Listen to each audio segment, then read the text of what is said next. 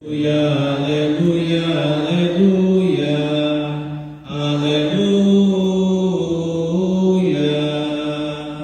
aleluia, aleluia, aleluia.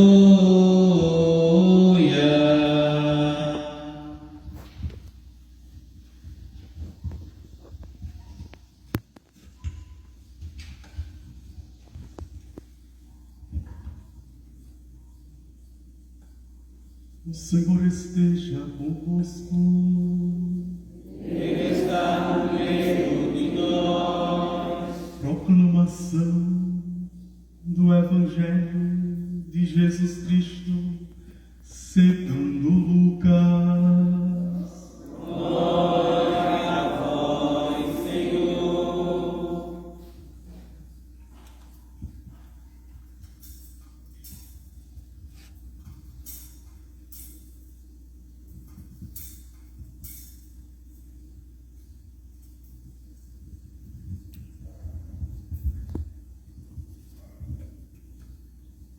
Naquele tempo, os chefes zombavam de Jesus, dizendo: a outros ele salvou, salve-se a si mesmo, se de fato é o Cristo de Deus, o escolhido.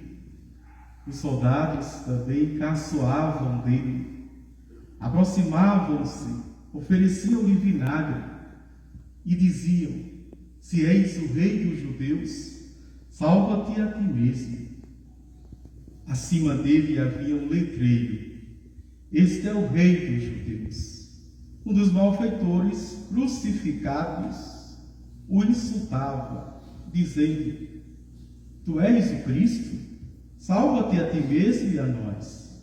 Mas o outro o repreendeu, dizendo: nem sequer temes a Deus, tu que sofres a mesma condenação? Para nós é justo, porque estamos recebendo o que merecemos. Mas ele não fez nada de mal. E acrescentou: Jesus, lembra-te de mim quando entrares no teu reinado. Jesus lhe respondeu: em verdade eu te digo, ainda hoje estarás comigo no paraíso. Palavra da salvação. Glória a vós, Senhor.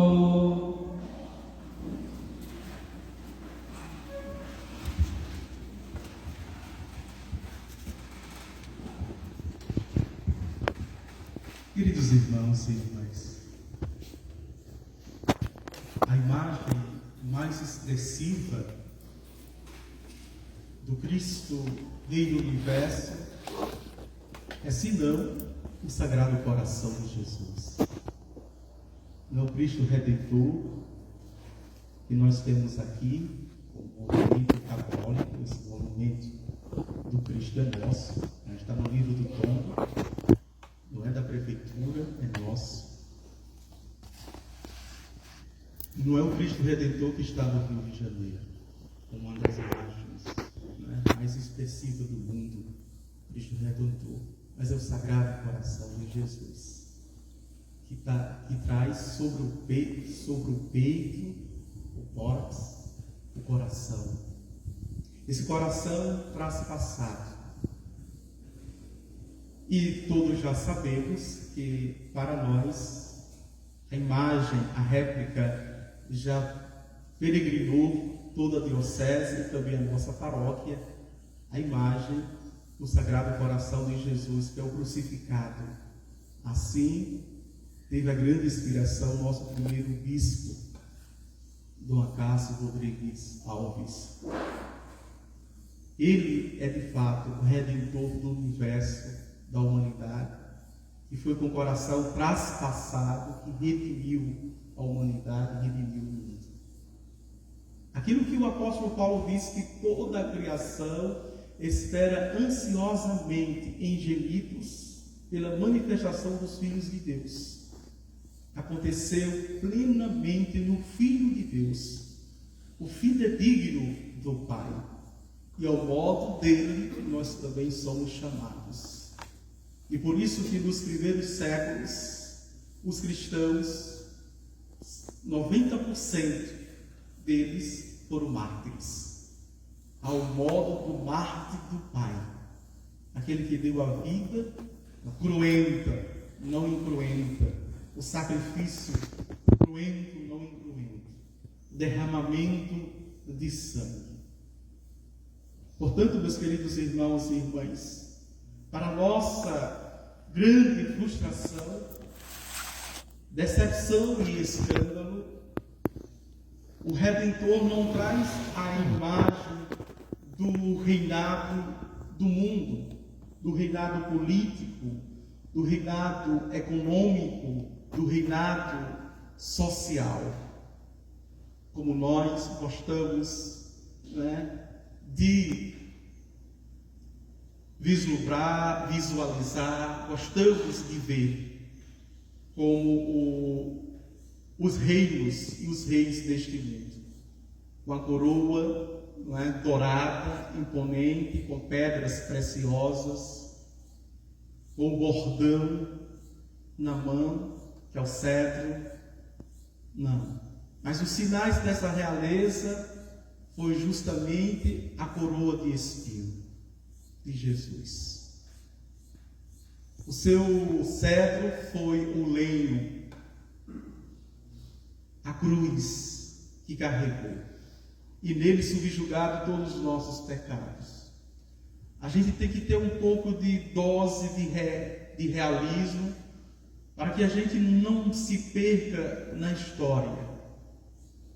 Que o Evangelho, os 4 Evangelhos, os 3 sinóticos, Mateus, Marcos e Lucas, sobretudo o Evangelho de São João, não evaporem na história, nesse grande buraco do ozônio. Porque na história a Igreja tomou, sobretudo na conversão de Constantino, lá em Constantinopla, toda a realeza do mundo, em vestes esplendentes de ouro de Ofir, a Igreja se fez em toda a história. As graças a Deus que tem as Sagradas Escrituras dentro da tradição e que o magistério mantém isso, o Sagrado Magistério. E que a primeira frase, são 3 frases que mudaram o mundo, que mudaram a história. E a primeira frase está justamente no diálogo de Jesus com Pôncio Pilatos, lá no pátio, quando ele diz que o meu reino não é daqui.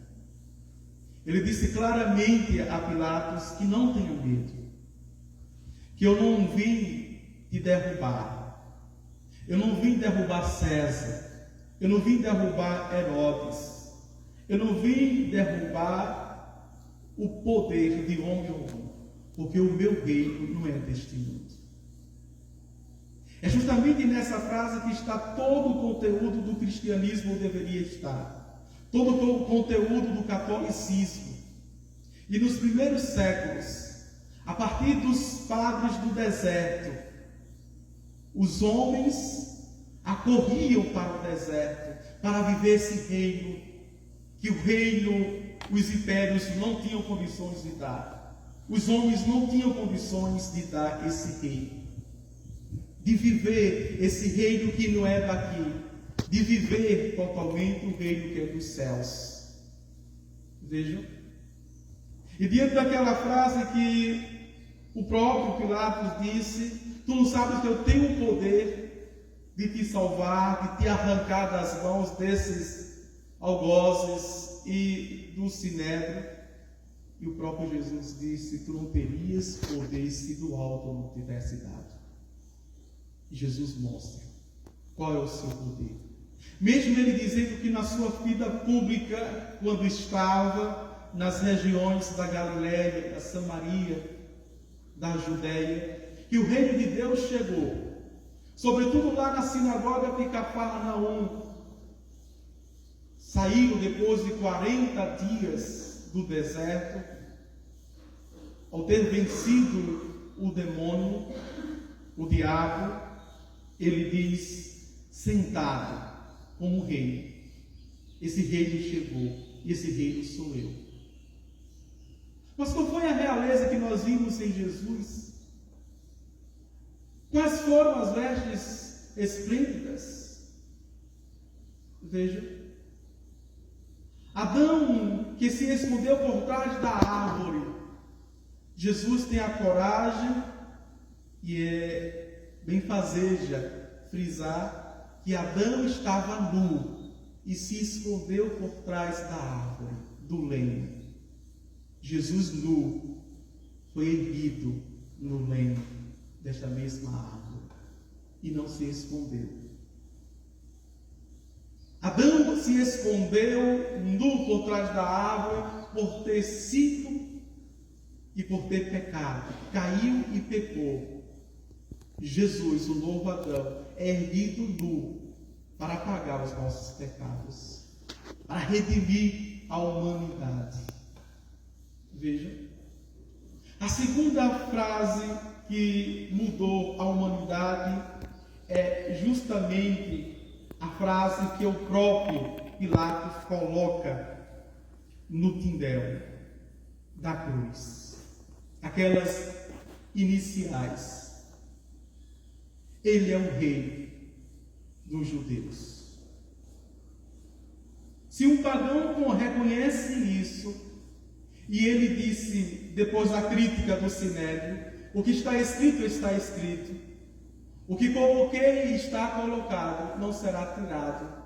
Porque naquele brevíssimo tempo de diálogo com Jesus, Pilatos se convenceu que de fato estava diante, não apenas de um inocente, mas estava diante do verdadeiro rei. Estava diante do verdadeiro Filho de Deus, em que a primeira leitura chama de Messias. Foi ungido do Pai, o Cristo que foi ungido do Pai, pelo Pai. E que a segunda leitura fala que ele é bom pastor. Ele é o bom pastor. E veio como esse bom pastor, como tem no capítulo 10, capítulo 11, invadindo o capítulo 12 do Evangelho de São João. Jesus se mostra como este pastor, que leva como que uma estola sobre os ombros a ovelha perdida, e não apenas a ovelha perdida, mas nela toda a humanidade perdida. Jesus coloca a humanidade com suas dores, com as suas angústias, com as suas tristezas sobre os ombros. E o profeta Isaías diz que este peso não lhe foi subjugado. Esse peso não foi autêntico para fazer-no parar, mesmo com as 3 quedas, mesmo caindo por 3 vezes, mas não fez parar. Carregou até o fim este peso, porque ele não é apenas o rei dos judeus, mas ele é o rei da humanidade. Ele é o rei dos céus, é o rei da terra, é o rei dos infernos. Até mesmo o diabo treme diante deste rei, como tremeu.